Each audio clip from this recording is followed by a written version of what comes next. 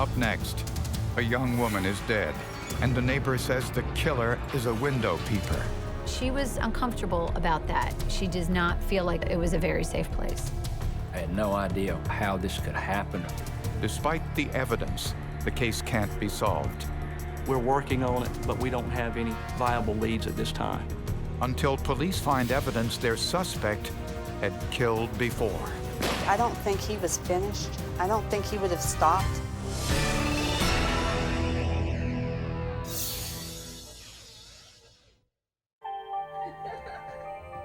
For Stephanie Bennett, graduating from Roanoke College was only the start.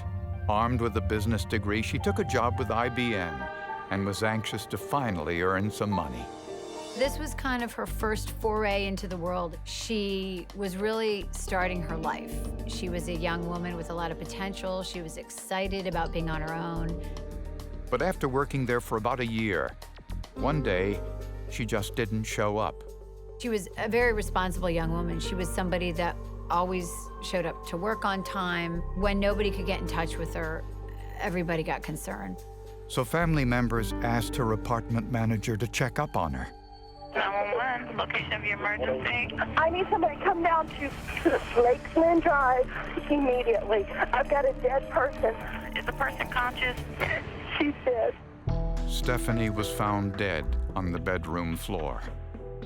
She had a very dark indentation around her neck, which was obviously due to strangulation. Stephanie didn't have an enemy in the world. It just, I'm flabbergasted. I had no idea how this could happen, why it would have to be Stephanie. There was no reasoning for any of this at all. There was no sign of forced entry into her ground floor apartment, although the killer might have come in through her bedroom window. The window screen had been removed from that window, which would indicate that somebody had possibly gone in through that window. Nothing was stolen, but some items in the apartment, a phone, a water glass, and a box of tissues were found in the closet of the second bedroom. The closet itself almost looked like maybe somebody had been in that closet in waiting. The killer was apparently wearing gloves. They told me there were no fingerprints at all at the crime scene of anybody other than the ones that belonged in the apartment. Outside in a line of bushes near the apartment, investigators found items that might have been linked to the murder. There was 6 pair of women thong underwear strode in those bushes. At that point, it appeared that this crime may be sexually motivated in nature. None of these items, however, was Stephanie's. The medical examiner estimated that Stephanie was killed sometime around midnight. Investigators learned that Stephanie was on the phone with her boyfriend, Walter Robinson, around 8 p.m. So Walter was eliminated as a suspect since he was a 4-hour drive away from Stephanie's apartment and had witnesses to prove it. Stephanie, she was certainly a low-risk victim. She didn't engage in anything that could be characterized as risky behavior, just a normal girl from a very good family. Then police learned of an email Stephanie sent several weeks before her murder. She had emailed my sister and said she was afraid, but she never conveyed that to me. Stephanie was afraid because a window peeper had been seen around her apartment building. There had been a report of a peeping Tom, and when she found out about that, the peeping Tom had been looking into her window. She didn't see it, but a neighbor saw it and reported it. This alleged window peeper was now the prime suspect. I remember how Steph was never worried about what others thought of her and lived life in such a free-spirited way. She was a dependable friend and a beautiful person. The murder of 23-year-old Stephanie Bennett was difficult to solve because it appeared there was no connection between Stephanie and her assailant. You know, I've been in this market for 13 years, and I've covered a lot of murder cases. And I don't think there was ever a case that caused so much fear and concern in the community as this one. Every day when I walk into my office, I see Stephanie's picture. And it's a picture that was taken of her smiling, of her having fun with her friends, having no idea that she would be dying at the hands of someone I believe was truly evil. During Stephanie's autopsy, the medical examiner found signs of sexual assault and recovered a DNA sample. This sample was compared to DNA samples of all criminal offenders in both the state and national DNA databases. There were no hits. There was not a lot of other evidence that was found at the crime scene. It appeared almost like what the suspect brought with him, he took away with him. Investigators also compared the DNA to every male who had any contact with Stephanie, more than 250 people, and no one matched. Police spoke with dozens of people who lived in the apartments near Stephanie Bennett's. Many reported seeing a tall, thin man wearing a sweatshirt loitering in the area. One of Stephanie's neighbors saw this person looking into Stephanie's window. A police artist drew a sketch and released it to newspapers and local television stations. Phone calls began pouring in because it was a high-profile case here at that time. And numerous leads came in. But after tracking down hundreds of leads, only one appeared promising, a convicted sex offender who lived in the area. We were able to go out and make contact with this individual. Looked very promising early on and got a DNA sample. Our hopes were really up at that point, and we got the call back from the State Bureau of Investigation that it was not a DNA match. We were very disappointed. With nothing else to lose, investigators went back and re-interviewed the people in Stephanie's neighborhood who claimed they saw the window peeper in the area. This time, one neighbor reported some new information. We actually had one that reported seeing this peeping Tom walking a dog that appeared to be a large Rottweiler-type dog, and that he saw him walking him from Bridgeport Apartments over into Dominion Apartments. Stephanie Bennett lived in the Bridgeport Apartments. So we took our focus from Bridgeport over to the Dominion Apartments. Apartment managers there remembered a tenant with a big black dog who had since moved away. Their very words to us was, "We know who you're talking about. His name is Drew Planton, and he is a strange bird." 35-year-old Drew Planton had no criminal history, wasn't married, and worked analyzing fertilizer ingredients at the North Carolina Department of Agriculture. Very reclusive individual. Later, we went and interviewed people who knew him and had worked with him, and he was just very much to himself, very few friends. When police spoke with Planton at his workplace, he claimed he'd never before heard the name Stephanie Bennett. There wasn't many people within a 50-mile radius that was not familiar with this case. Planton refused to go to the police station, so officers made an appointment to meet him at his apartment the next day. We told him that we would see him at 5 o'clock, and Drew Planton started shaking uncontrollably, like he was freezing cold. And it was so bad that I looked back at him and said, "Are you okay?" And he said, "I'm fine."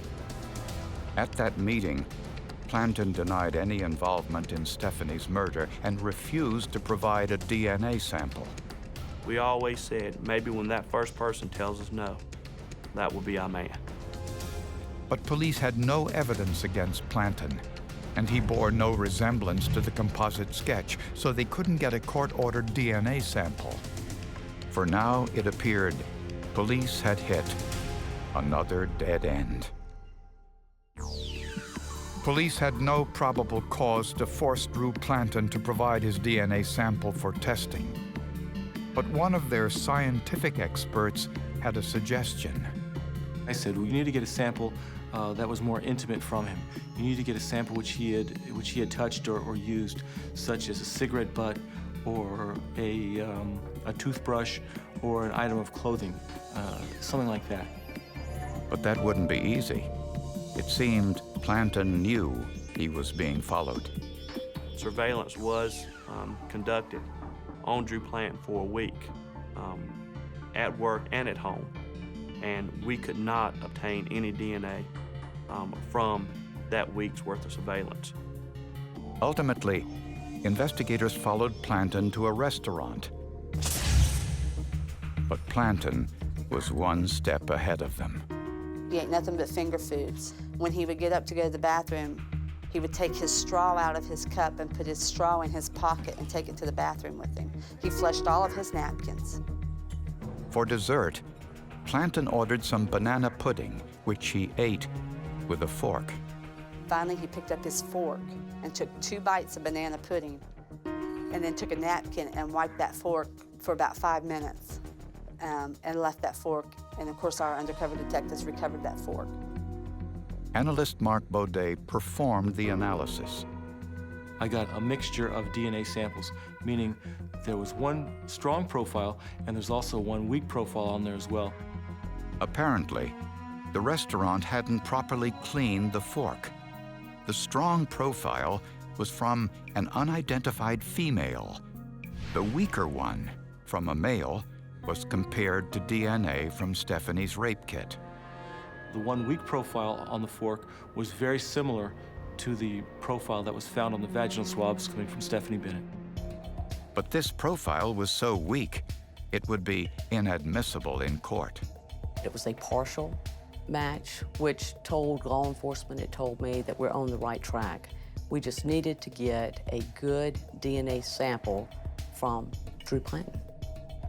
Since Planton worked for the state, investigators got permission to search his workplace. Mark BOODEE swabbed his computer keyboard, his radio, and other items he handled. DNA from those skin cells was compared to the biological evidence from Stephanie Bennett's rape test kit. The DNA profile that was obtained was an exact match to the profile of the DNA which was obtained from the sperm sample from the vaginal swabs.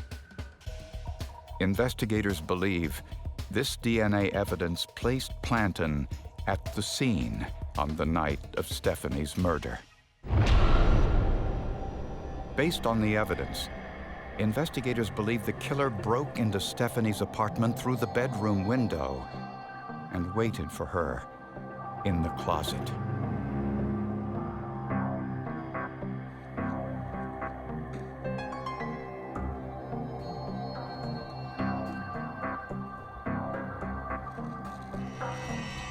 Investigators believe Stephanie arrived home, then called her boyfriend sometime between 8 and 9 p.m. Really early.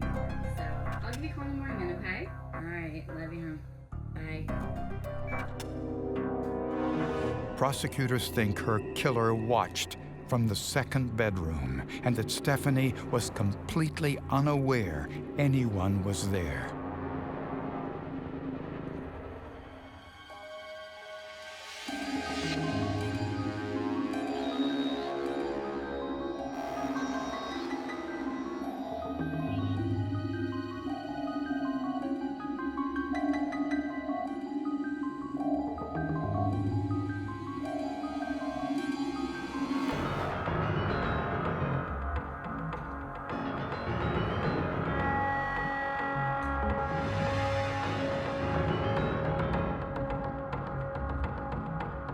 Later, after Stephanie went to bed, he attacked.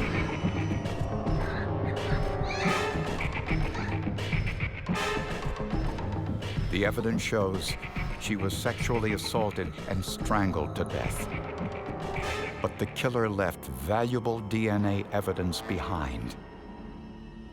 I think calling Mr. Bennett the day that we arrested Drew Planton was one of the highlights of my career.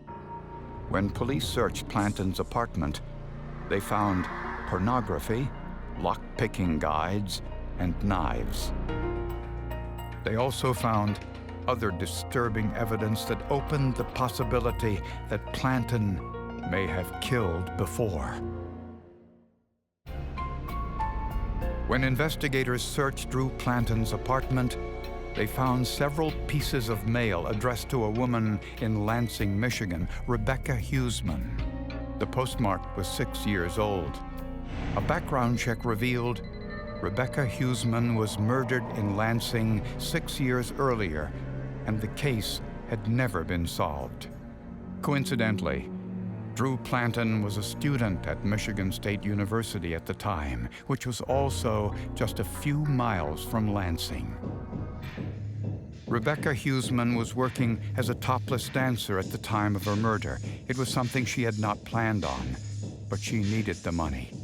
She's a very beautiful young woman, and she was trying to make some extra money so that she and her fiancé could get married. After Rebecca was finished work one October night in 1999, a bouncer took her to her car and she drove away. As she drove up to her apartment, someone, possibly a customer from the strip club, may have made an advance. Whatever happened, the killer fired with a .45 caliber handgun.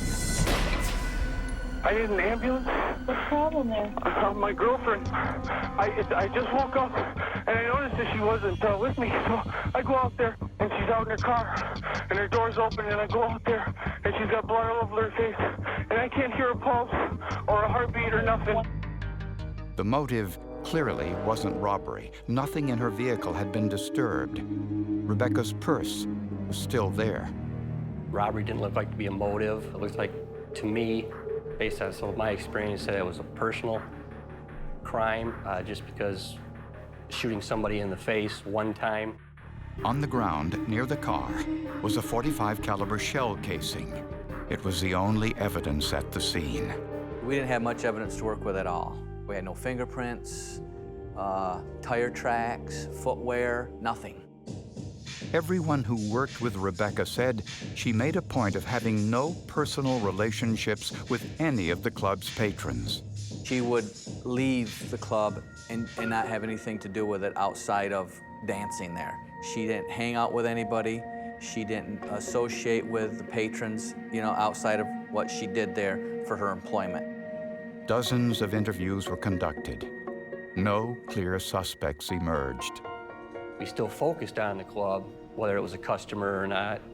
We were trying to look at some tapes and surveillance tapes and things of that nature, but there wasn't any altercations between her or any of the dancers. When investigators in Raleigh, North Carolina found Rebecca's mail in Drew Planton's apartment, they called Lansing investigators with the news.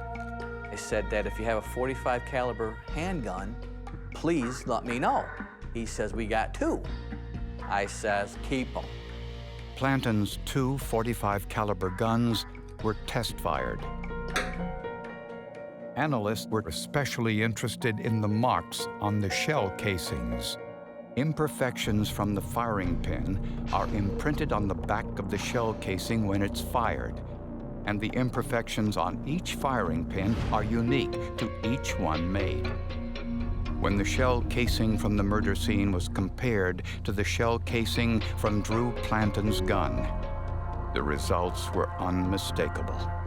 Some very well-defined linear marks, parallel running linear marks that were present across much of the primer surfaces of all the tests and on the evidence cartridge that was entered in the IBIS site in Michigan. They also compared the lands and grooves on the test bullet to those on the fatal bullet. Those also matched. My opinion that it's that gun and only that gun that could have fired it. By this time, Planton was already in custody in North Carolina, and things weren't going well. At his court appearance, he refused to walk and had to be strapped to a gurney. When he was wheeled into court for his first appearance, he did not open his eyes. And I believe in Drew Planton's world, as long as his eyes was closed and he did not see it, it may not have been happening.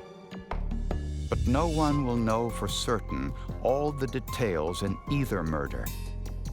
Shortly before he was to go on trial in Raleigh, North Carolina, Drew Planton suffocated himself with a plastic bag in prison. I was disappointed that we weren't able to have a trial, that we weren't able to sit in the courtroom and hear a jury come back and say, you are guilty of the first-degree murder of Stephanie Bennett, and you have forfeited your right to live as a result of this crime. I'd like to know why he picked Stephanie. Why? What was his reasoning? I mean, it just why? Mr. Planton was obviously a predator. We obtained information and evidence inside the apartment that led us to believe that he had looked into doing this possibly with other females. Investigators are certain that the forensic evidence would have gained a conviction. But the real satisfaction is knowing that the evidence led to his capture. After we found out who Planton was and did the search of his house, we did find some information on somebody he was probably currently watching for some time. It was very eerie to find that person and realize that you had maybe just saved her life by clearing this case. Well, I know that forensic science played a huge role in this case, and really without the forensic science, without the ballistics, without recreating this case, Rebecca Huseman's murder would definitely have gone cold and unsolved. I truly believe that. Forensic science was phenomenal in this case. It was, as one person put it, it is where old-fashioned police work meets modern science.